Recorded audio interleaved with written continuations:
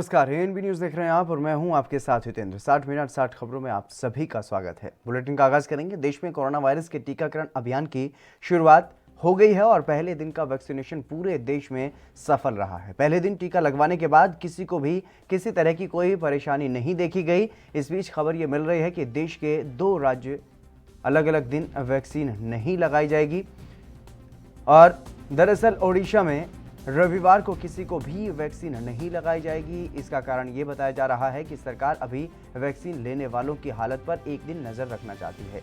वहीं दूसरी ओर जम्मू और कश्मीर में बुधवार और रविवार को वैक्सीनेशन नहीं होगा। हालांकि जम्मू कश्मीर में बुधवार और रविवार को वैक्सीनेशन क्यों नहीं होगा, इसका कारण अभी तक साफ नहीं हो पाया।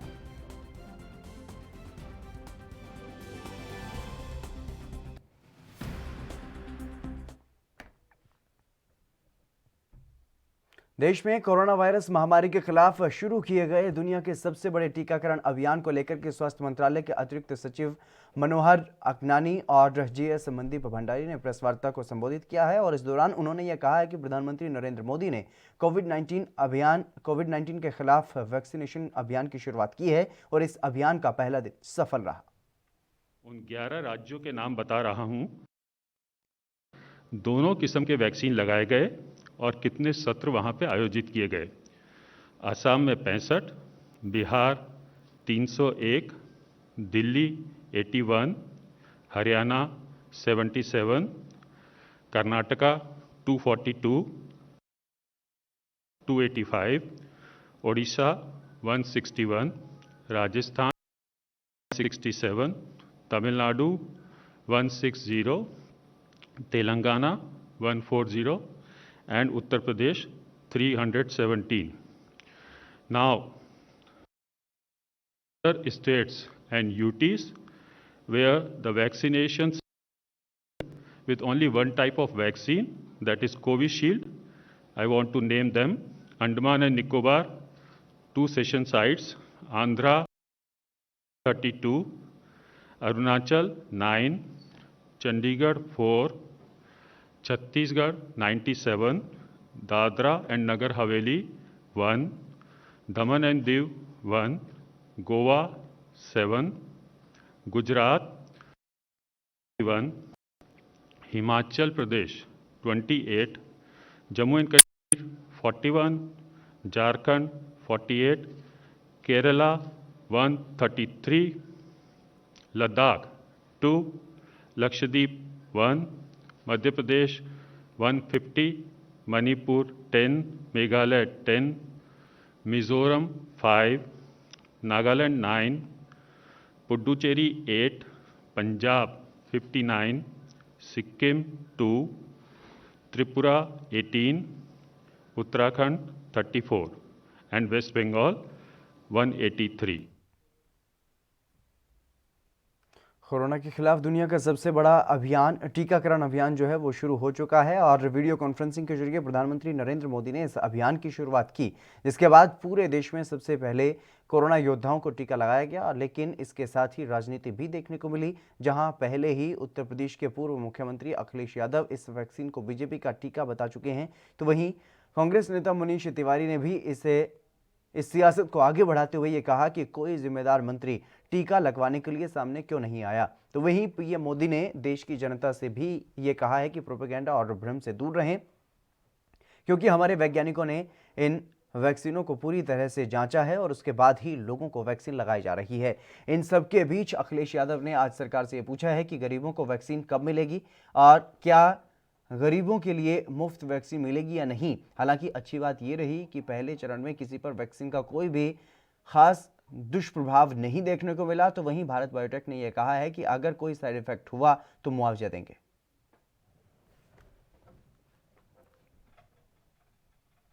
गई है तो एक बुनियादी सवाल ये उत्पन्न होता है कि अगर ये टीका इतना ही सुरक्षित है, इतना ही कामदेह है, तो अभी तक इस सरकार का कोई जिम्मेदार मंत्री सामने क्यों नहीं आया कि सबसे पहले मुझे टीका लगाओ, जिससे कि लोगों में संदेश जाए कि ये टीका बिल्कुल पूरी तरह से सुरक्षित है। हर मुल्क में ये प्रक्रिया उठाई गई है। और जहाँ तक रही प्रधानमंत्री की बात कि जब चीन में उन्होंने बाकी मुल्कों ने अपने नागरिकों को छोड़ दिया था। हमें चिंता थी, जिसको आपने बहुत प्रचार किया, आपने नहीं, भारतीय जनता पार्टी ने, और अब वैक्सीन आ गई है। कभी साइंटिस्ट, एक्सपर्ट्स या डॉक्टर्स या जो वॉलंटियर लोग हैं उनका हमें कोई शिकायत नहीं है। सवाल ये है कि गरीबों तक कब पहुंचा देंगे और गरीबों को फ्री देंगे कि नहीं देंगे। अमेरिका, जहां पर सबसे ज्यादा लोगों की जान गई है, लगभग 4 लाख लोग की जान जा चुकी है।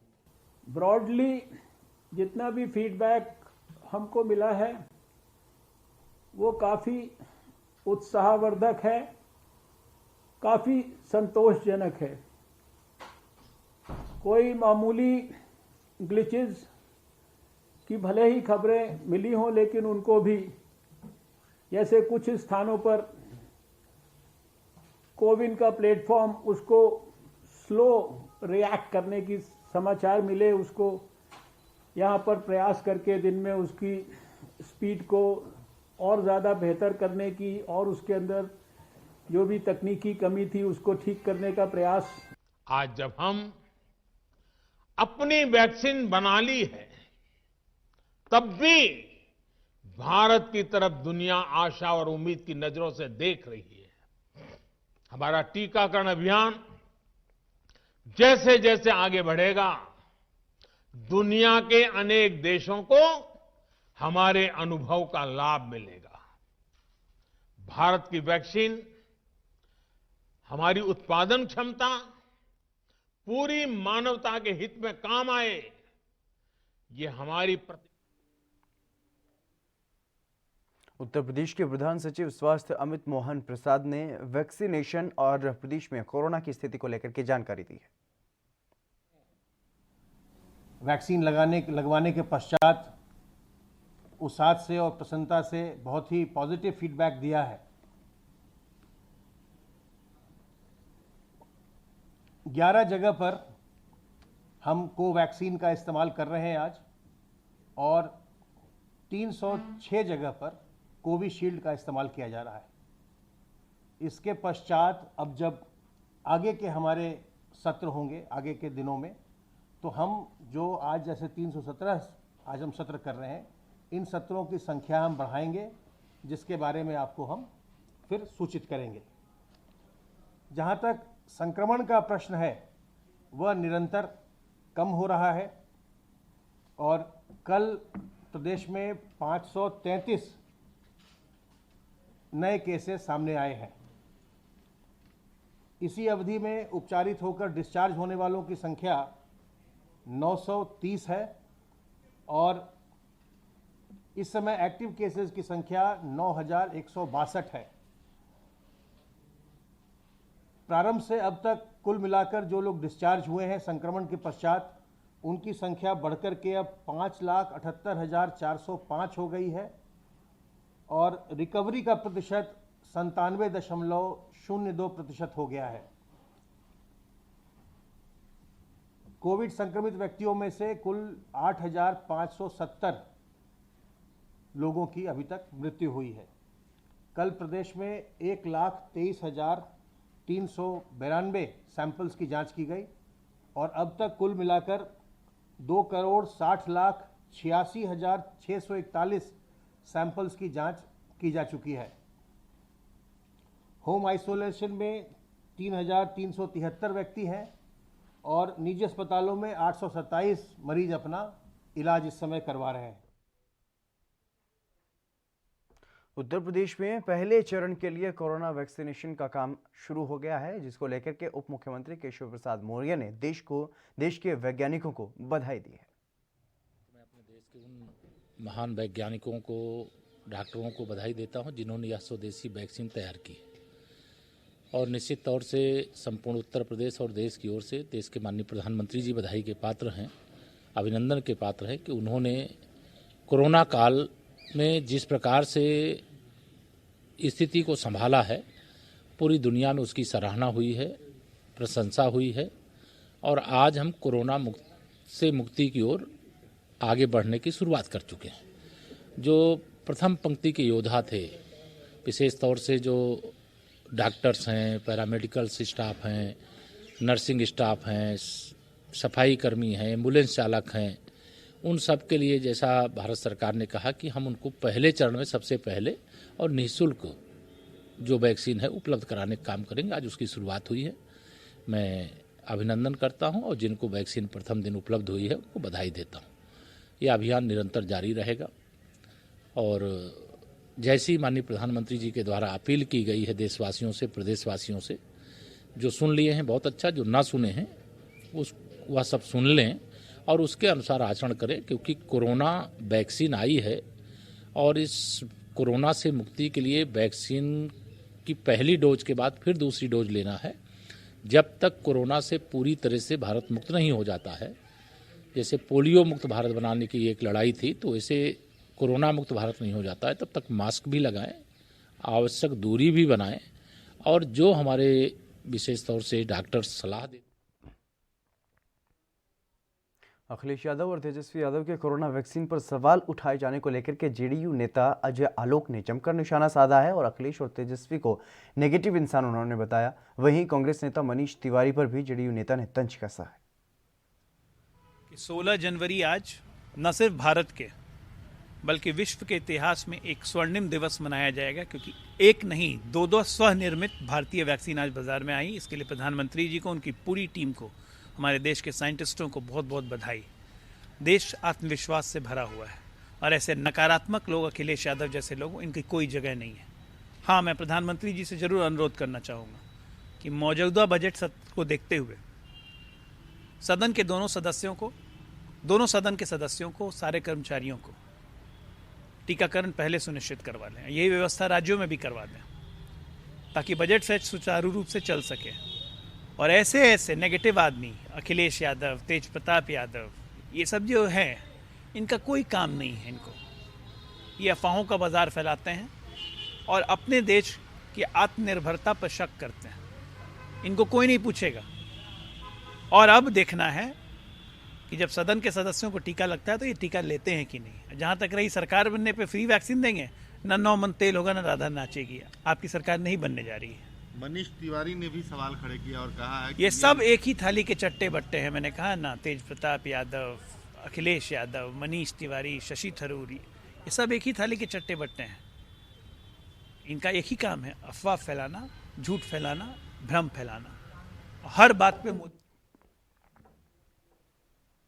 देश भर में कोरोना वैक्सीनेशन के पहले चरण का टीकाकरण शुरू हुआ, जिस पर कांग्रेस नेता प्रमोद तिवारी ने अपनी प्रतिक्रिया दी है। तिवारी ने यह कहा है कि पीएम मोदी ने टीकाकरण को एक इवेंट बना दिया है और साथ ही कांग्रेस नेता ने किसान आंदोलन पर भी अपनी प्रतिक्रिया दी है। देखा है, जब चेचक बहुत ही भयंकर महामारी थी, उसने देश को तबाह बर्बाद किया। हमने पोलियो से ग्रसित देखा है इस देश को और बीमारियों से भी। उसमें कभी भी जो टीकाकरण है, इसे इवेंट नहीं बनाया जाता था। इसमें जनता को प्रेरित करने के लिए एक साधारण स्तर पर किया जाता था, पर प्रधानमंत्री जी इसको इवेंट बना रहे हैं। मैं सिर्फ इतना ही कह सकता हूँ, उचित होता जैसे पहले होता रहा है। पूरा ध्यान स्वस्थ टीकाकरण पे होता। मैं शुभकामनाएं दे सकता हूं कि देश में ये सफल अभियान हो। कृषि मंत्री जी के पास आधार होगा ये कहने का, 2 मिनट का काम है।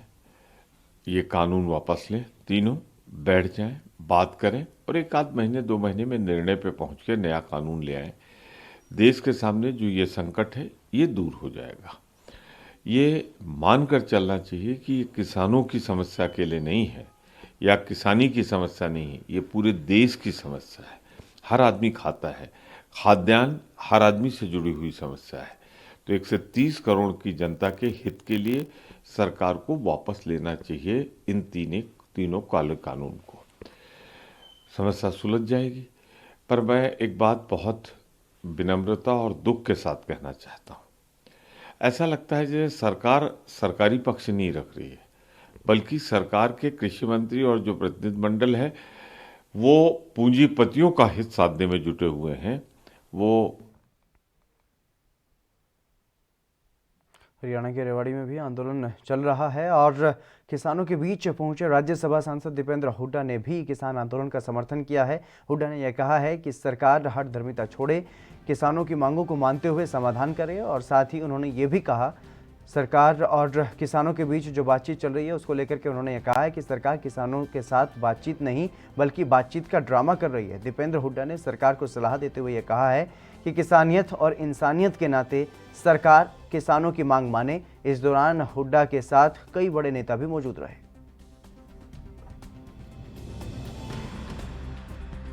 कि किसी भी सरकार को राजहट नहीं रखना चाहिए, इतनी जिद नहीं दिखानी चाहिए। अपनी प्रजा के लिए प्रजा से हठधर्मिता और जिद से काम नहीं चलता। प्रजा की बात मानने से कोई सरकार या कोई शासक छोटा नहीं होता। कोई किसी की हार जीत का प्रश्न नहीं, प्रजा की बात तो माननी चाहिए। लाखों की तादाद में इतनी कड़ाके की ठंड में 2 महीने से किसान बैठा है। यूपी बॉर्डर पे, कहते हैं टिकरी बॉर्डर पे, सिंगू बॉर्डर पे, राजस्थान बॉर्डर पे। कल मैं टिकरी बॉर्डर गया था। टिकरी बॉर्डर में हिमाचल प्रदेश, पंजाब, हरियाणा के गांव से वहाँ पे, मैं समझता हूँ कोई ऐसा गांव नहीं हो पंजाब में, हिमाचल प्रदेश में, हरियाणा में, जहाँ से टिकरी बॉर्डर पे कोई ना कोई ट्रॉली नहीं। इसी तरीके से उत्तराखंड, उत्तर प्रदेश से अपना आपको होता है सिंगू बॉर्डर पे और गाजीपुर बॉर्डर पे।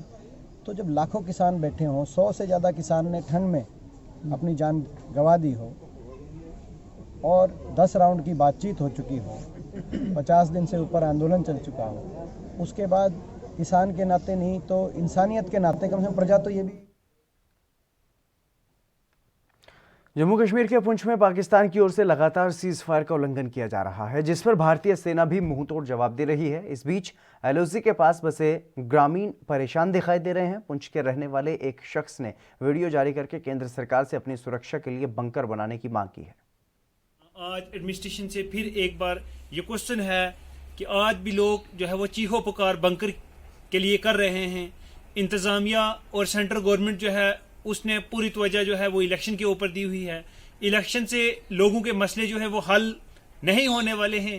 अगर लोगों के मसले हल होने वाले हैं तो वो लोगों को रोड्स चाहिए अच्छी, लोगों को बंकर चाहिए। आज एक तरफ जबरदस्त गोलाबारी हो रही है, दोनों तरफ से गोलाबारी हो रही है, लोग जो है वो परेशान हैं। एक तरफ लोगों को रहने के लिए मकान नहीं है तो शेलिंग के अंदर लोग अपने आप को कैसे सेव करेंगे, कैसे प्रोटेक्ट करेंगे।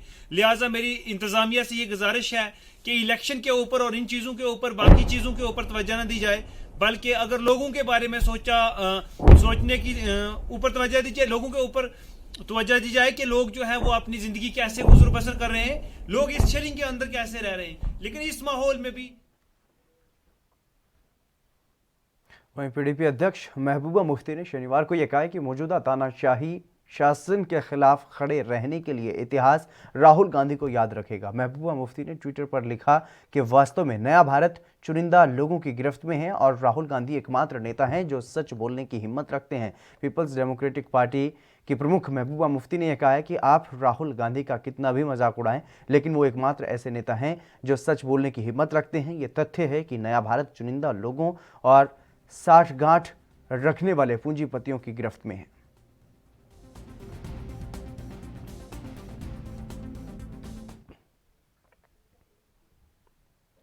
समाजवादी पार्टी के नेता और रामपुर के सांसद आजम खान को एक बार फिर से झटका लगा है।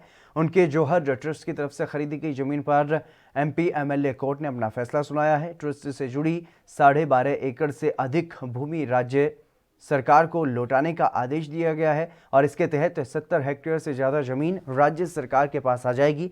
एडीएम प्रशासन जेपी गुप्ता की कोर्ट ने यह आदेश दिया है और एसडीएम सदर को नियमानुसार जमीन पर कब्जा प्राप्त करने के भी आदेश दे दिए गए हैं। कोर्ट के मुताबिक जौहर ट्रस्ट के द्वारा शर्तों का पालन नहीं किया गया था। आपको बता दें कि आजम खान मोहम्मद अली जौहर ट्रस्ट के अध्यक्ष हैं और ट्रस्ट पर शासन के आदेशों का पालन न करने का आरोप साबित हो गया है।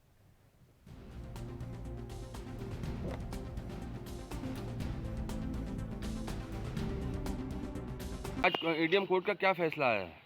एडीएम कोर्ट का जो फैसला आया है उसमें जो मौलाना मोहम्मद अली जौहर ट्रस्ट के अध्यक्ष मोहम्मद आजम खान द्वारा 12.5 एकड़ से अधिक भूमि खरीदने की, क्रय करने की जो अनुमति शासनादेश के आधार पर मांगी गई थी, तो उसमें उनके द्वारा शासनादेश में दी गई शर्तों का पालन नहीं किया गया और इसको लेकर एक वाद जो था वो एडीएम प्रशासन श्री जेपी गुप्ता साहब के न्यायालय में चल रहा था और उस पर आज फैसला आया है। और उसमें चूँकि शासनादेशों का उल्लंघन किया गया जौहर ट्रस्ट के द्वारा, तो जो 12.5 एकड़ लैंड है उसको छोड़कर बाकी 70.005 हेक्टेयर भूमि राज्य सरकार में निहित करने के आदेश अपर जिलाधिकारी महोदय श्री जेपी गुप्ता साहब के कोर्ट से आदेश पारित हुआ है और उप जिलाधिकारी सदर को ये भी आदेशित किया है कि वो नियमानुसार। उत्तर प्रदेश के महोबा में एमएलसी, ग्राम पंचायत, जिला पंचायत चुनाव को लेकर के बीजेपी ने तैयारियां शुरू कर दी हैं। ऐसे में भारत सरकार की केंद्रीय मंत्री साध्वी निरंजन ज्योति महोबा पहुंची और कार्यकर्ताओं के साथ उन्होंने बैठक की। बैठक के दौरान साध्वी निरंजन ज्योति ने कांग्रेस और समाजवादी पार्टी पर जमकर निशाना साधा। उन्होंने कहा कि कांग्रेस और समाजवादी पार्टी सिर्फ देश के वैज्ञानिकों और सैनिकों का अपमान करना जानती हैं, जबकि प्रधानमंत्री नरेंद्र मोदी वैज्ञानिकों का उत्साहवर्धन करने में लगे हुए हैं। उन्होंने यह कहा है कि जहां एक तरफ वैज्ञानिकों ने 2 स्वदेशी वैक्सीन बनाकर के इतिहास रच दिया है, वहीं वैक्सीन को नहीं लगवाकर ये सिर्फ अपमान कर रहे हैं। दूसरी ओर विपक्ष किसानों को भड़काकर सड़कों पर आंदोलन करवा रहा है।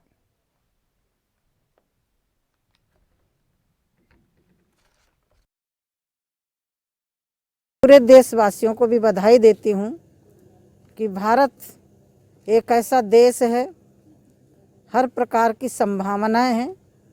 उन्हीं संभावनाओं में वैक्सीन को बना करके हमारे वैज्ञानिकों ने ये दिखा दिया कि स्वदेशी वैक्सीन एक नहीं 2 वैक्सीन बना करके, तो हमारे देश के अंदर हर प्रकार की क्षमता है। माननीय प्रधानमंत्री जी का नारा जो स्वावलंबी, आत्मनिर्भर भारत, स्वदेशी का अभियान, इसके लिए आज बहुत बड़ी खुशखबरी है। यदि हम देश में रह रहे हैं और भारत के वैज्ञानिकों पर सवाल उठाना, सेना के नौजवानों पर सवाल उठाना, देश की सुरक्षा के लिए कुछ हेलीकॉप्टर लिए जाते हैं उन पर सवाल उठाना, तो जिनके पास सवाल ही सवाल है। हरियाणा के उप मुख्यमंत्री दुष्यंत चौटाला ने आबकारी और कराधान विभाग के लिए जीएसटी पीवी ऐप का प्रोटोटाइप लॉन्च किया है और इस ऐप के माध्यम से आबकारी और कराधान विभाग के सभी कर निरीक्षक अपने स्मार्टफोन से करदाताओं के परिसर का भौतिक सत्यापन करेंगे। और हरियाणा के उप मुख्यमंत्री दुष्यंत चौटाला ने ऐप लॉन्च करने के बाद ये बताया कि ये ऐप उन फर्जी फर्मों का जल्द पता लगाने में मदद करेगी जो गलत इनपुट टैक्स क्रेडिट पास कराते हैं। और उन्होंने ये भी बताया कि फिलहाल कर निरीक्षकों को किसी फर्म में जाकर के वहां दस्तावेज लेकर मैन्युअल रूप से रिकॉर्ड करना पड़ता है, जिससे कई बार गलत और असंगत डेटा भरने की शिकायतें भी मिलती हैं, जबकि इस ऐप के माध्यम से पूरी प्रक्रिया ऑटोमेटिक होगी और कर निरीक्षक अपना डेटा सीधा फीड कर सकते हैं।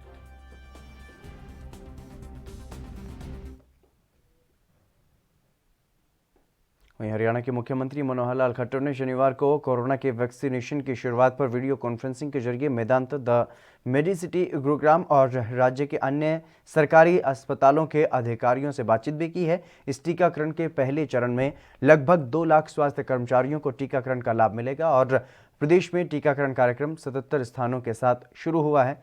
इस मौके पर मुख्यमंत्री ने यह कहा कि इस बीमारी से घबराने की जरूरत नहीं है, सभी सावधानियां रखने की जरूरत है। और साथ ही इस मौके पर मुख्य सचिव विजय वर्धन ने यह कहा है कि हरियाणा में कोविड वैक्सीनेशन का जो कार्यक्रम है वो लॉन्च हो गया है और प्रदेश में इसकी सारी तैयारियां भी हो चुकी हैं। मुख्य सचिव ने यह कहा है कि प्रदेश में इस महामारी से लड़ने में स्वास्थ्य विभाग ने उल्लेखनीय उपलब्धियां हासिल की हैं। प्रधानमंत्री जी द्वारा कोविड-19 का ये जो टीकाकरण का शुभारंभ किया है, इसमें मैं सभी हरियाणा वासियों को अपनी ओर से बधाई देता हूँ।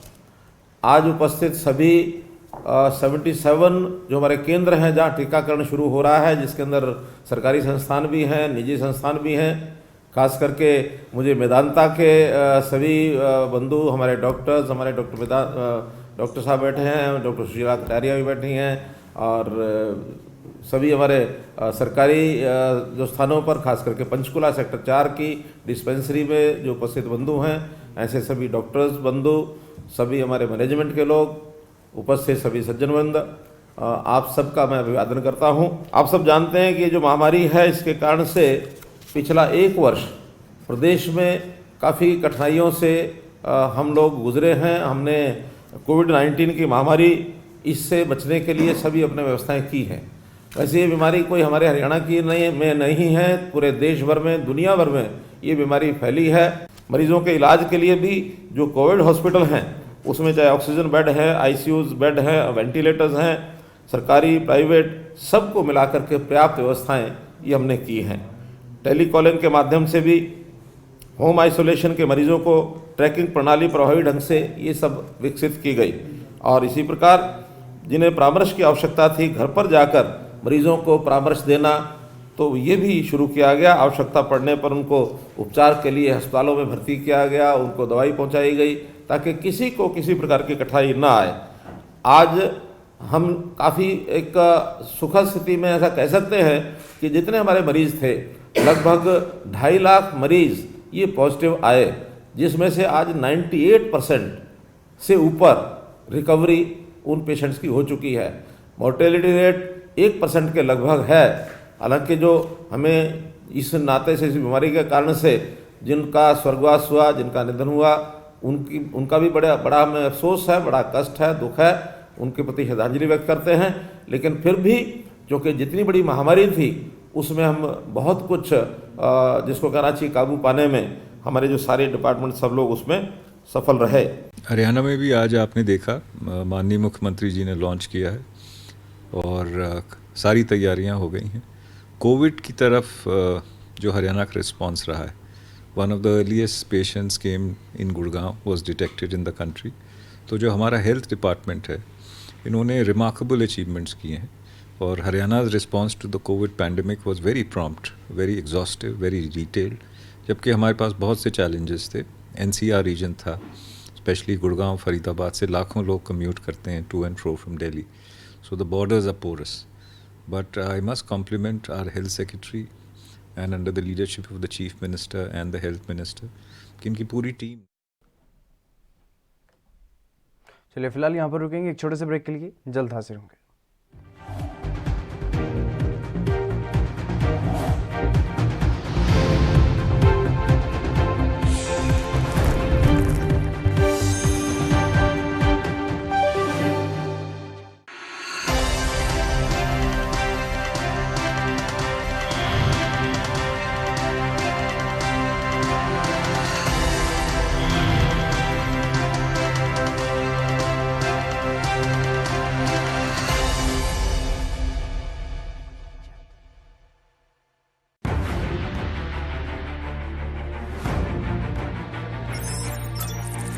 खबर चाहे सियासत की हो या सरकार की,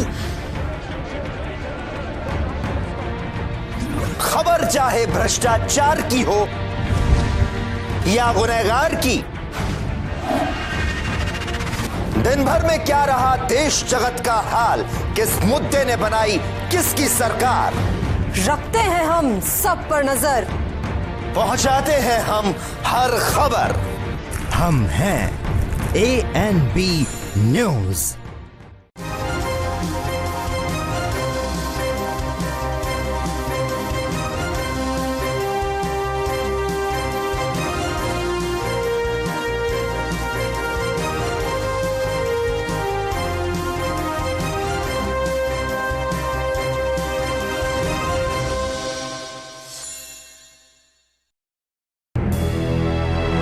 लखनऊ से लेकर चंडीगढ़ तक, मुंबई से लेकर रायपुर तक, क्या है राजनीति की हलचल, क्या है समाज का मिजाज। राजधानी लाइव, हमारी नजर, आपका फैसला, हर रोज सुबह 8 बजे सिर्फ ANB न्यूज पर।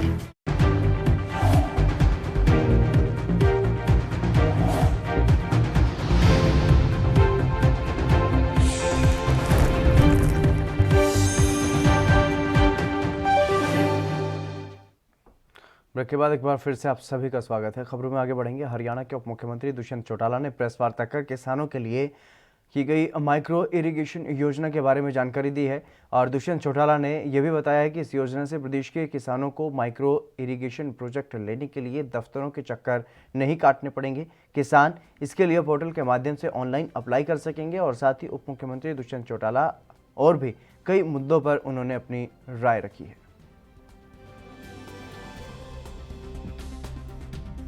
आज 52nd फ्लड कंट्रोल बोर्ड की बैठक थी, जिसके अंदर लगभग 245 करोड़ रुपया इरिगेशन विभाग को और 50 करोड़ रुपया पब्लिक हेल्थ विभाग को बोर्ड ने मंजूर किया है। आने वाले हमारे मॉनसून सीजन से पहले टेम्परेरी सोल्यूशन नहीं, परमानेंट सोल्यूशन के तहत हमारे शहरी क्षेत्र के अंदर नई पाइपलाइन ले डाउन कर प्रॉपर व्यवस्था शहरों में बनाई जाए और ख़ास तौर पर 12 ऐसे ज़िले हैं जिनके अंदर पानी रुकता था, हजारों एकड़ फसलें बर्बाद होती थी। वहाँ पर भी permanent cemented pipelines, pump sets और साथ के साथ उनके टेम्परेरी इलेक्ट्रिसिटी कनेक्शंस हम उपलब्ध टाइमली करवाएंगे। साथ में तमाम डिप्टी कमिश्नर्स के हाथ में एक फंड हम पहले ही जैसे कोविड में हमने अलॉट किया था, हम अलॉट करेंगे, जिससे जहाँ भी पानी खड़ा होता है वहाँ जल्दी से जल्दी डीजल पंप सेट लगाकर किसान के खेत के अंदर पानी का ठहराव हटाया जाए। सरकार आज भी प्रोएक्टिव है। कल भी बैठक हुई है, दोबारा एक बैठक रखी है। स्टे के बावजूद भी किसानों से चर्चा करी जा रही है, विषय पर बात करी जा रही है। सुप्रीम कोर्ट ने भी एक कमेटी बनाई है। मैं तो स्वयं आज अखबार में देख रहा था कि एक सदस्य ने उस कमेटी से अपने आप को रिक्यूज़ किया है। अगर सुप्रीम कोर्ट उस कमेटी को दोबारा बना देती है और वो भी किसान संगठनों से चर्चा कर कोई निष्कर्ष निकालते हैं, तो मैं ये मानता हूँ कि स्टैंड ऑफ जल्दी निपट सकता है। हमें पूरी आशा है कि इसका निपटारा जल्दी होगा, मगर जिस तरीके से ये प्रोलॉन्ग हुआ है और जो डिमांड्स है, मुझे लगता है बिना चर्चा के इसका। हरियाणा में ग्राम सचिव की हाल ही में हुई परीक्षा को रद्द कर दिया गया है, जिस पर राज्य के डिप्टी सीएम दुष्यंत चौटाला ने इस पर प्रतिक्रिया दी है। उन्होंने यह कहा है कि कई जगहों पर नकल की जानकारी मिली थी ताकि काबिल लोगों को ही नौकरी मिले, इसलिए इन परीक्षाओं को रद्द कर दिया गया है।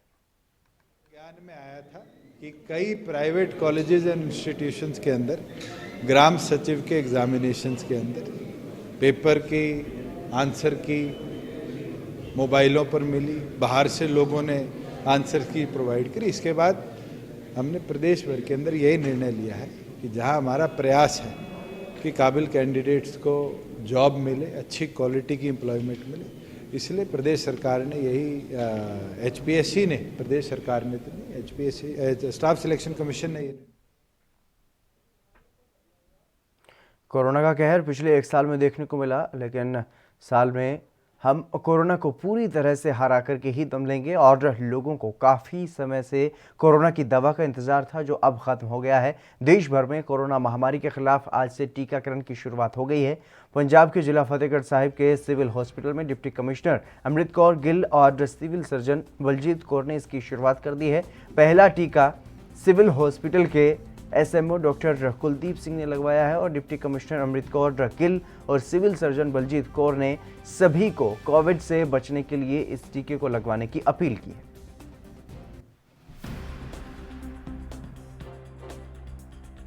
हाँ जी, पहली डोज आज मिली हैगी आ ते मैनूं हुण दोबारा हुक्म होया भी 28 दिन बाद दूजी डोज लगूगी ते नाल इन्हां ने कहा भी तुसीं अद्धा घंटा इत्थे बਹਿਣਾ हैगा। कोई तुहानूं कोई भी प्रॉब्लम हुंदी आ, कोई दर्द हो रहा ਜਾਂ ਕੋਈ ਇਚਿੰਗ ਹੋ ਰਹੀ ਆ ਜਾਂ ਕੋਈ ਹੋਰ ਵੀ ਘਬਰਾਹਟ ਹੋ ਰਹੀ ਤਾਂ ਦੱਸਣਾ। ਪੁੱਛੀ ਹੈ, ਮੈਂ ਇਹ ਅਪੀਲ ਪਹਿਲਾਂ ਵੀ ਕੀਤੀ ਹੈ, ਮੈਂ ਹੁਣ ਵੀ ਕਰਨੀ ਚਾਹੂੰਗੀ ਕਿ ਜਿਹੜੀਆਂ ਅਫਵਾਹਾਂ ਨਾ ਤਾਂ ਫੈਲਾਉਣ ਤੇ ਨਾ ਸੁਣਨ ਤੇ ਧਿਆਨ ਦੇਣ। ਜਿਹੜੀ ਚੀਜ਼ ਜੇ ਕਿਸੇ ਨੂੰ ਕੋਈ ਐਪਰੀਹੈਂਸ਼ਨ ਹੈ ਉਹ ਹੈਲਥ ਅਥਾਰਟੀਜ਼ ਨੂੰ ਪੁੱਛਿਆ ਜਾ ਸਕਦਾ। ਆਪਣੇ ਆਪ ਇੱਕ ਦੂਸਰੇ ਨਾਲ ਅਫਵਾਹਾਂ ਫੈਲਾ ਕੇ ਇਸ ਚੀਜ਼ ਦਾ ਜਿਹੜਾ ਨੈਗੇਟਿਵ ਅਸਰ ਨਾ ਹੋਵੇ। ਇਹ ਵੈਕਸੀਨ ਜਿਹੜਾ ਹੈਗਾ ਇਹ ਸਾਰਿਆਂ ਦੇ ਭਲੇ ਵਾਸਤੇ ਹੀ ਹੈ ਤੇ ਆਪਣਾ ਜਿਸ ਤਰ੍ਹਾਂ protocol government of India issue ਕਰੀ ਜਾਊਗੀ ਉਸ ਤਰ੍ਹਾਂ ਸਾਰਿਆਂ ਨੂੰ ਲੱਗਣਾ ਚਾਹੀਦਾ। दिल्ली में 26 जनवरी को होने वाली ट्रैक्टर परेड से पहले किसानों ने पंजाब के मानसा जिले में भीखी ब्लॉक के 8 गांवों की सड़कों पर ट्रैक्टर परेड की रिहर्सल की है और किसानों ने यह कहा है कि लाखों की संख्या में दिल्ली जाने वाले ट्रैक्टर शांतिपूर्ण तरीके से वहां पर प्रदर्शन किया जाएगा। और उन्होंने ये भी कहा कि मोदी सरकार की तरफ से जो कानून पास किए गए हैं उनके खिलाफ किसानों को संघर्ष करते हुए 50 से ज़्यादा दिन हो चुके हैं और सरकार की किसानों के साथ 9 बैठकें भी हो चुकी हैं, लेकिन केंद्र सरकार टेस्ट से मस नहीं हो रही है। उन्होंने ये भी बताया कि अब तक 100 से ज़्यादा किसान शहीद हो चुके हैं। उनका कहना है कि 26 जनवरी को होने वाली गणतंत्र दिवस की परेड के साथ साथ किसान भी दिल्ली में ट्रैक्टर मार्च करके परेड करेंगे, जिसके लिए गाँवों से ट्रैक्टर मार्च की तैयारी करके वहाँ पर पहुँच रहे हैं।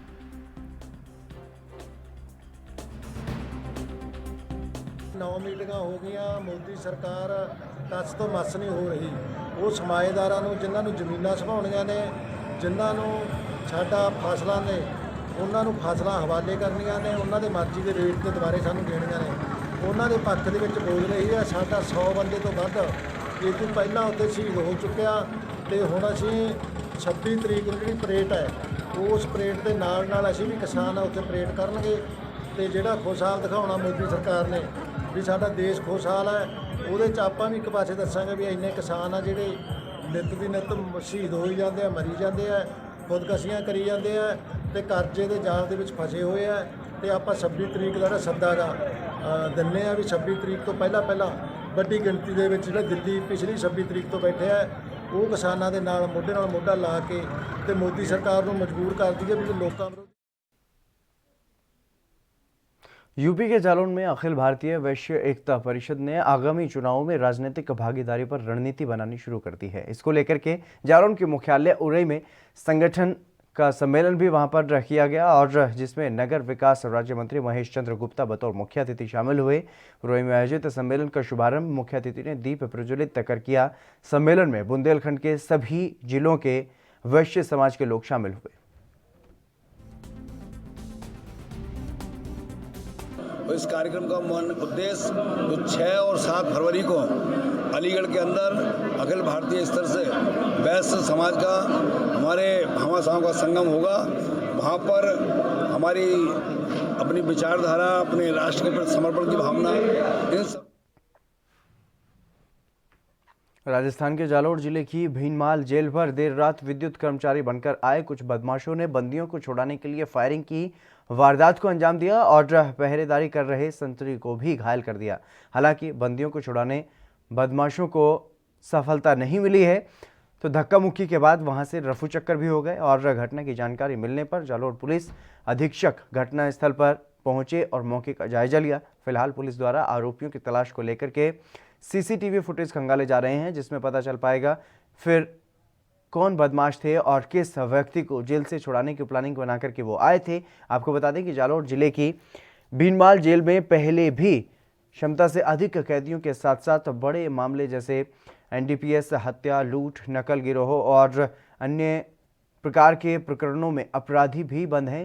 इनको छुड़ाने की फिराक में पहले भी कई बार पुलिसिया कार्यप्रणाली पर भी सवाल या निशान खड़े होते रहे हैं।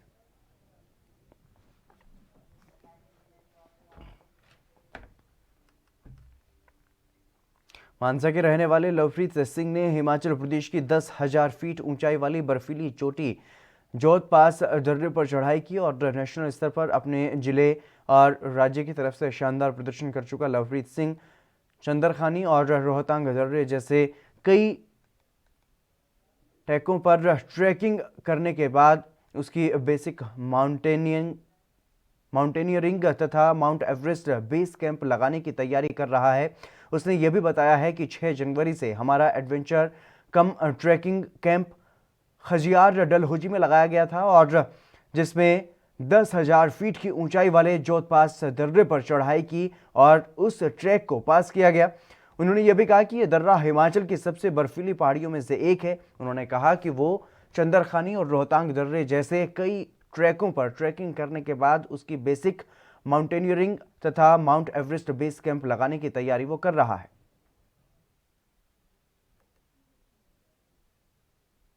ਸਰ ਅਸੀਂ 6 ਜਨਵਰੀ ਨੂੰ ਅਸੀਂ ਜਿਹੜਾ ਸੀਗਾ ਸਾਡਾ ਐਡਵੈਂਚਰ ਕੈਂਪ ਸੀਗਾ, ਹਾਈਕਿੰਗ ਐਂਡ ਐਡਵੈਂਚਰ ਕੈਂਪ, ਆਪਣੇ ਨਵੇਂ ਸਾਲ ਦਾ ਪਹਿਲਾ ਐਡਵੈਂਚਰ ਕੈਂਪ ਸੀਗਾ। ਇਹ ਸਾਡਾ ਖਜਿਆਰ ਡਲਹੌਜੀ ਵਿੱਚ ਲੱਗਿਆ ਸੀਗਾ ਜੀ। ਅਤੇ ਉੱਥੇ ਅਸੀਂ ਖਜਿਆਰ ਡਲਹੌਜੀ ਵਿੱਚ ਅੱਗੇ ਜਾ ਕੇ ਜੋਤ ਪਾਸ ਹੈ ਜੀ, ਜੋਤ ਦਰਾ, ਜਿਹਦੀ ਉਚਾਈ ਲਗਭਗ ਤੇ 10,000 ਫੁੱਟ ਦੀ ਹੈਗੀ ਆ। ਅਸੀਂ ਉੱਥੇ ਜੋਤ ਦਰੇ ਦੀ ਜਿਹੜੀ ਚੜ੍ਹਾਈ ਆ ਉਹ ਕੀਤੀ ਅਤੇ ਉਹ ਟਰੈਕ ਪਾਸ ਕੀਤਾ ਜੀ ਅਸੀਂ। ਅਤੇ ਉਹ ਹਿਮਾਚਲ ਦੀਆਂ ਸਭ ਤੋਂ ਵੱਧ ਬਰਫੀਲੀਆਂ ਪਹਾੜੀਆਂ ਦੇ ਵਿੱਚ ਆਉਂਦਾ ਜੀ ਇਹ ਮੈਂ ਚੰਦਰਖਾਨੀ ਪਾਸ ਵੀ ਇੱਕ ਮੈਂ ਟਰੈਕ ਕਰ ਚੁੱਕਿਆ ਜੀ। ਇੱਕ ਹਿਮਾਚਲ ਦਾ ਸਭ ਤੋਂ ਹਾਈਐਸਟ ਪੀਕ ਹੈ ਜਿਹੜੀ ਆਪਣੀ ਉਹ ਹੈਗੀ ਰੋਹਤਾਂਗ ਪਾਸ, 12,000 ਫੁੱਟ ਦੀ ਹੈ ਜੀ, ਮੈਂ ਉਹ ਵੀ ਕਰ ਚੁੱਕਿਆ ਜੀ। ਅਤੇ ਹੁਣ ਮੇਰੀ ਜਿਹੜੀ ਤਿਆਰੀ ਹੈ ਅੱਗੇ ਬੇਸਿਕ ਮਾਊਂਟੇਨੀਅਰਿੰਗ ਕੈਂਪ ਦੀ ਹੈ ਜੀ, ਕੋਰਸ ਦੀ ਆ, ਜਿਹੜਾ ਕਿ ਆਪਣੇ ਹਿਮਾਚਲ ਦੇ ਵਿੱਚ ਹੀ ਲੱਗਣਾ ਮੇਰਾ। ਉਸ ਤੋਂ ਬਾਅਦ ਫਿਰ ਮੇਰਾ ਬੇਸ ਕੈਂਪ ਹੈ ਜਿਹੜਾ ਮਾਊਂਟ ਐਵਰੈਸਟ ਦਾ, ਉਹ ਲਾਉਣ ਦੀ ਤਿਆਰੀ ਹੈ ਜੀ ਮੇਰੀ। ਇਸ ਤੋਂ सरकार ने भले ही 3 तलाक पर प्रतिबंध लगा दिया हो, लेकिन अभी भी 3 तलाक के मामले सामने आ रहे हैं। हिमाचल प्रदेश की राजधानी शिमला में 3 तलाक का मामला सामने आया, जहां पर एक महिला को तलाक कह करके घर से बाहर निकाल दिया गया और पति ने दूसरी शादी भी कर ली।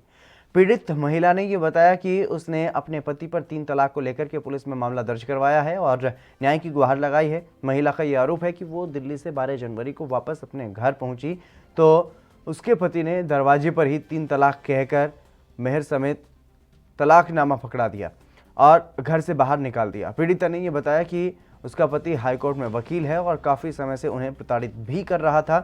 पीड़िता ने उनके खिलाफ अपने पति के खिलाफ कार्रवाई की मांग की है। अभी दिसंबर में शुरू में 1 हफ्ते पहले 19 से पहले ना 1 हफ्ते पहले इन्होंने मेरे साथ मारपीट करी थी। फिर मैं अपने नीचे घर के नीचे देवरानी के घर चली गई, 1 हफ्ता वहाँ थी मैं। तो इसने मुझे घर पे भी नहीं बुलाया और मेरा देवर भी आया था बुलाने के लिए, तो उसको भी इसने बोला कि मेरे घर में वो एंटर नहीं करेगी। फिर मेरे ससुर आए, तब उन्होंने किसी तरह मुश्किल से मुझे घर लेके गए। फिर इसने 4-5 दिन के बाद फिर मेरे साथ मारपीट करी। और सबसे ज़रूरी है कि मेरे को दवा, मैं शुगर की पेशेंट हूँ, मुझे इसने दवा के लिए उसके लिए एक पैसे के लिए मोहताज है, तो मुझे दवा नहीं दिया। और इसमें इसका डॉक्टर भाटा है, इसके बहनोई और मेरी नंद है, उनका हाथ है पूरा। वो मुझे दवा देती थी, पता नहीं डिप्रेशन की देती थी, तो शुगर की दवा बोल के देते थे वो लोग, पता नहीं मुझे क्या खिलाते। उसके पीछे क्या रीज़न है कि मुझे डिप्रेशन की मरीज़ वो करना चाहते थे, मैं नहीं जानती हूँ। पर वो उसके बाद इसने मारा पीटा, तो मैं अपने घर 19 तारीख को मैं मायके चली गई थी दिल्ली। जब मैं वहाँ से आई हूँ 12 तारीख जनवरी को, जब मैं घर में आई तो इसने मुझे घर में घुसने नहीं दिया, बाहर गेट खोल के और बाहर ही सीढ़ियों पे मुझे ये तलाक के पेपर पकड़ा के और 3 तलाक बोल के मुझे घर से, और एक पैसे भी मुझे नहीं दिए इसने, और खाली वो चेक पकड़ा दिया था 20,000 का मेहर बोल के। उसके बाद इसने बोला तेरा यही बनता है, अब तू अब जा, मैंने तुझे तलाक। जनवरी को एक महिला लक्कड़ बाजार चौकी जो सदर थाना के अंदर आता है वहाँ पे आई कि उसके पति ने उसको छोड़ दिया है और घर से बाहर निकाल दिया है और 20,000 के आसपास उसको कुछ मेहर उसने दी है और ट्रिपल तलाक का मामला हमारे पास आया, जिसपे तुरंत हमने संज्ञान लिया और इसमें FIR दर्ज की।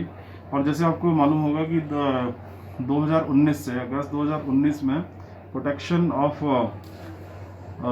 The Muslim women protection of right on marriage act 2019 आया है, जिसके अंतर्गत ट्रिपल तलाक एक अपराध है और ट्रिपल तलाक को इलीगल और अनकॉन्स्टिट्यूशनल माना गया है। तो ये पहला मामला शिमला में आया, शायद हिमाचल प्रदेश में भी पहला ही होगा। तो इसमें सेक्शन 4 के अंडर हमने इसमें मामला दर्ज किया है और जैसे कि अपराध जो है कॉग्निजेबल है और नॉन बेलेबल है, तो जो इसमें एक्यूज्ड है उसमें कोर्ट से अभिनेता सलमान खान पर राजस्थान में जोधपुर में काले हिरण के शिकार और आर्म्स एक्ट के तहत मामला चल रहा है। इस केस में सलमान खान पहले भी कोर्ट में पेश हो चुके हैं और गिरफ्तार होने के बाद जमानत पर रिहा हुए हैं। केस की सुनवाई अभी भी चल रही है और अब लगातार सलमान खान को केस में हाजिरी माफ़ी मिल रही है। एक बार फिर से कोर्ट ने सलमान खान को हाजिरी माफ़ी दे दी है। जो 2 अपीलें पेंडिंग थी उसमें सलमान खान को आज उपस्थित होना था, लेकिन कोविड महामारी की वजह से आज वो उपस्थित नहीं हो सके थे। आज हमने उनकी हाजिरी माफी का प्रार्थना पत्र पेश किया, जो अदालत द्वारा स्वीकार किया गया और 6 फरवरी 2021 की नेक्स्ट डेट दी है उनकी हाजिरी के लिए और बहस के लिए। और सलमान खान को अगली तारीख को बुलाया गया था? हाँ, बुलाया थी। ये जिला एवं सेशन न्यायाधीश ग्रामीण पीठासीन अधिकारी श्री राजेंद्र कासवाल जी की अदालत में आज सलमान खान से संबंधित सलमान खान को जो 5 साल की सजा व जुर्माने से आरोपित किया गया था उसके संबंधित अपील व सलमान खान के विरुद्ध पूर्व में 340 के अंतर्गत चल रहे प्रकरणों तथा परिवादी पूनम चंद की ओर से, जिसमें अन्य अभियुक्तगण सैफ अली, सोनाली। पंजाब के बरनाला जिले में कस्बा तपा के नज़दीक कोहरे के कारण एक हादसा हो गया। बठिंडा चंडीगढ़ मुख्य मार्ग पर ट्रक और जीप के बीच भीषण टक्कर हुई। घने कोहरे के कारण हुए हादसे में ट्रक में भयानक आग लग गई और ट्रक में भरा सामान पूरी तरह से जलकर के खाक हो गया। फायर ब्रिगेड की गाड़ियों ने मौके पर पहुंचकर आग को काबू किया। ट्रक और जीप चालक दोनों गंभीर रूप से घायल बताए जा रहे हैं। जीप में सवार 3 लोग घायल हैं। पुलिस ने मौके पर पहुंचकर जांच शुरू कर दी।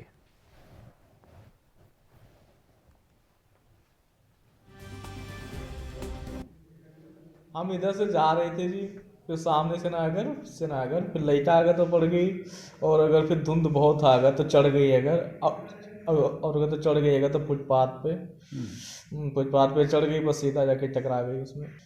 बोलेरो थे जी,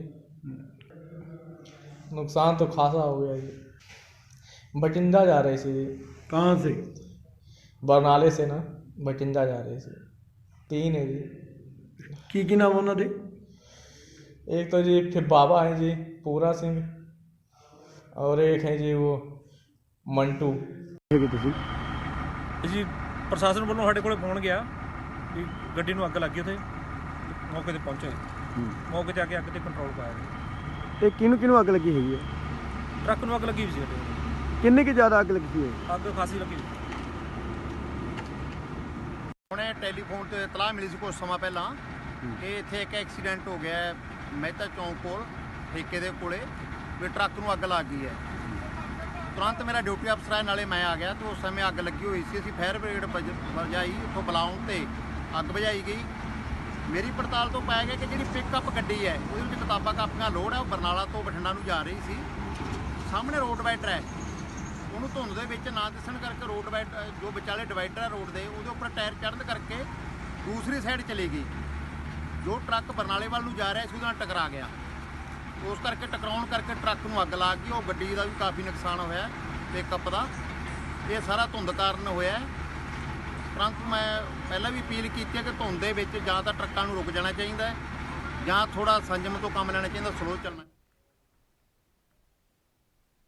दिल्ली से सटे गुरुग्राम में विधायक के 2 बेटों और 35 अन्य के खिलाफ करोड़ों की धोखाधड़ी का मामला दर्ज किया गया है। दरअसल याचिकाकर्ता की याचिका पर सुनवाई करते हुए जिला अदालत ने इस गंभीर मामले में समालखा विधायक धर्म सिंह छोकर के दोनों बेटों और अन्य के खिलाफ मामला दर्ज करने के आदेश जारी किए हैं। कोर्ट के आदेशों पर गुरुग्राम पुलिस ने आईपीसी की धारा 406, 467, 468, 471, 420 और 120B के तहत मामला दर्ज किया है और मामले की जाँच शुरू कर दी है।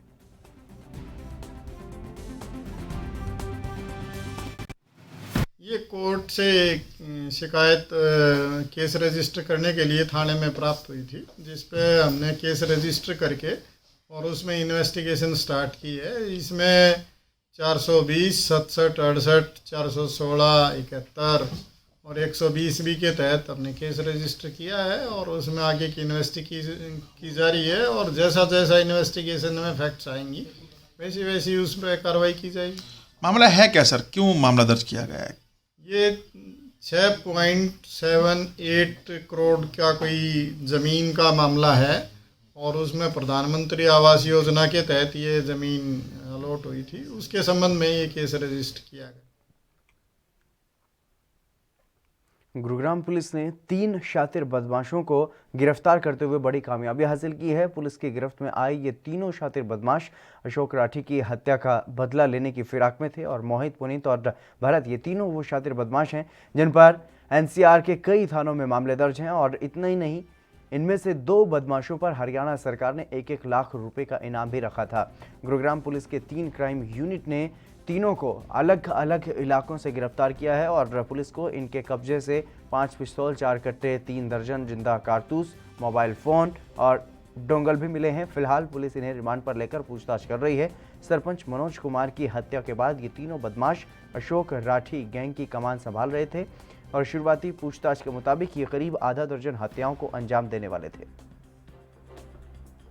ये जो भारत है ये पहली बार इस अपराध में शामिल हुआ था और इसको इसलिए शामिल किया गया था कि इनकी गांव में दुश्मनी थी, इसके ताऊ का मर्डर पहले हुआ था, तो इसको ये कह के शामिल कर लिया गया था कि हम तेरे ताऊ का बदला ले लेंगे, तुम पहले अशोक राठी के बदले में शामिल हो जाओ।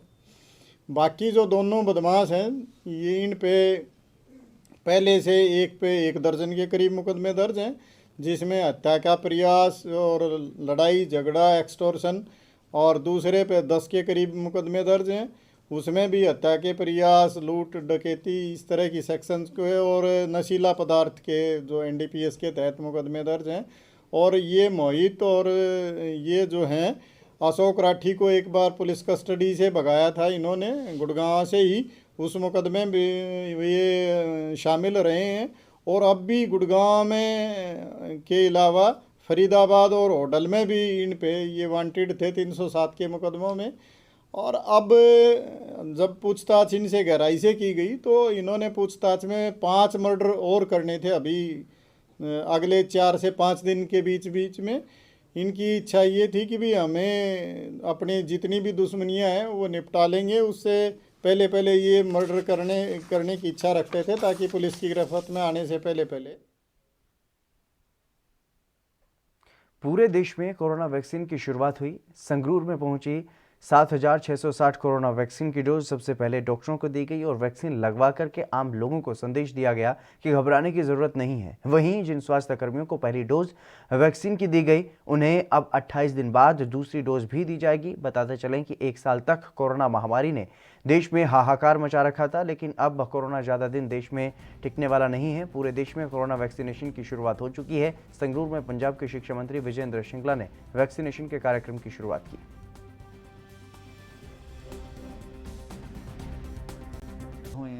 ਸਾਡੇ ਦੇਸ਼ ਦੇ ਵਿਗਿਆਨਿਕਾਂ ਨੇ ਆਪਣਾ ਦਿਮਾਗ ਲਗਾ ਕੇ ਇਸ ਨੂੰ ਫੋਲੋ ਕੀਤਾ ਤੇ ਡਾਕਟਰਸ ਜਿਹੜੀ ਕਿ ਪੜ੍ਹੀ ਲਿਖੀ ਤੇ ਕਾਬਲ ਕੌਮ ਹੈ ਉਹਨਾਂ ਨੇ ਇਸ ਪ੍ਰੋਟੋਕਾਲ ਨੂੰ ਸਾਰੇ ਨੂੰ ਸਮਝ ਕੇ ਇਸ ਗੱਲ ਦਾ ਫੈਸਲਾ ਕੀਤਾ ਔਰ ਕੋਵਿਡ ਦੀ ਜੋ ਮਹਾਮਾਰੀ ਸਾਡੇ ਵਰਲਡ ਦੇ ਵਿੱਚ ਆਈ, ਸੂਬੇ 'ਚ ਆਈ, ਦੇਸ਼ 'ਚ ਆਈ, ਉਸ ਨੂੰ ਖਤਮ ਕਰਨ ਵਾਸਤੇ ਵੈਕਸੀਨ ਆਈ ਹੈ। ਤਾਂ ਇੱਕ ਬਹੁਤ ਚੰਗਾ ਦਿਨ ਹੈ ਅੱਜ ਕਿ ਅਸੀਂ ਇਸ ਨੂੰ ਸ਼ੁਰੂ ਕਰ ਸਕੇ ਹਾਂ।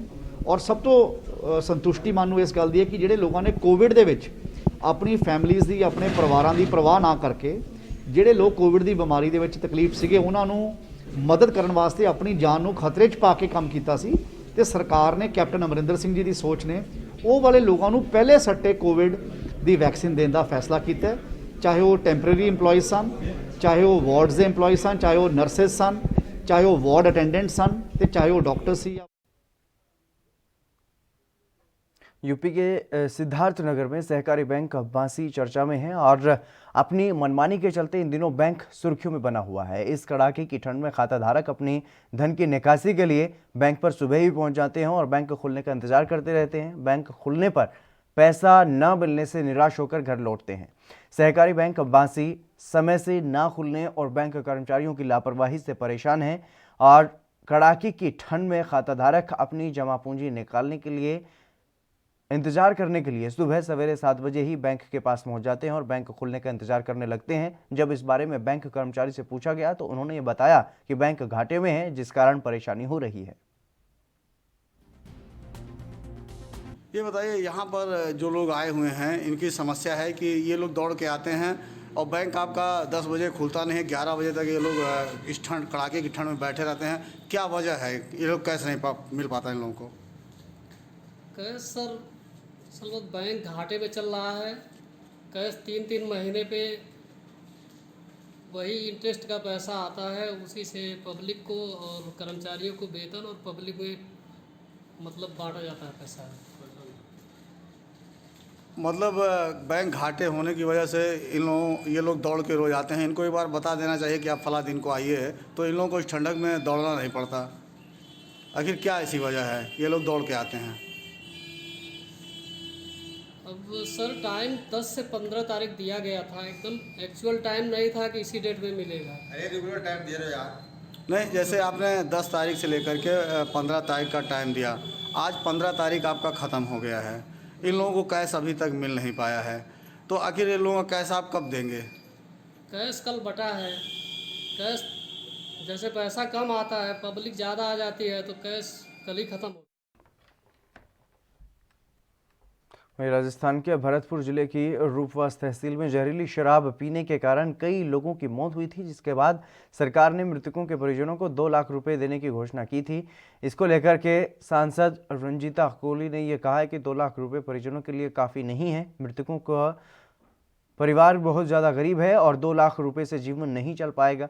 इसके साथ ही उन्होंने ये भी कहा है कि दोषियों को बचाने की भी कोशिश हो रही है।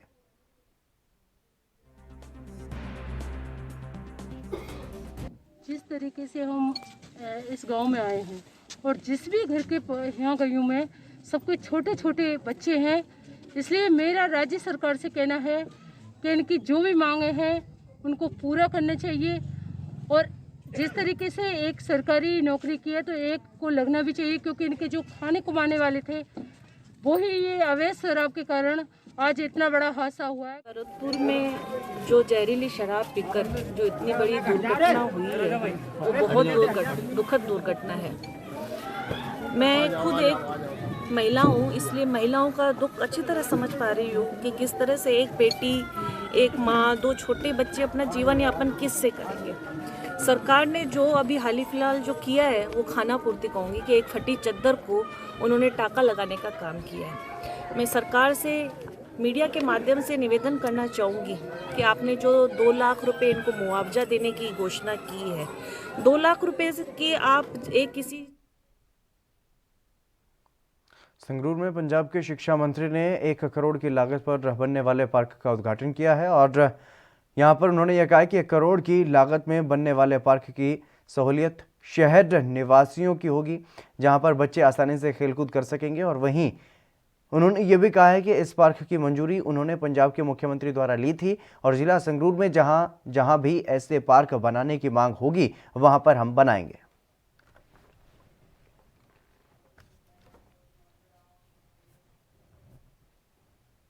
चलिए, मेरे साथ खबरों में बस इतना ही। दीजिए इजाजत। नमस्कार।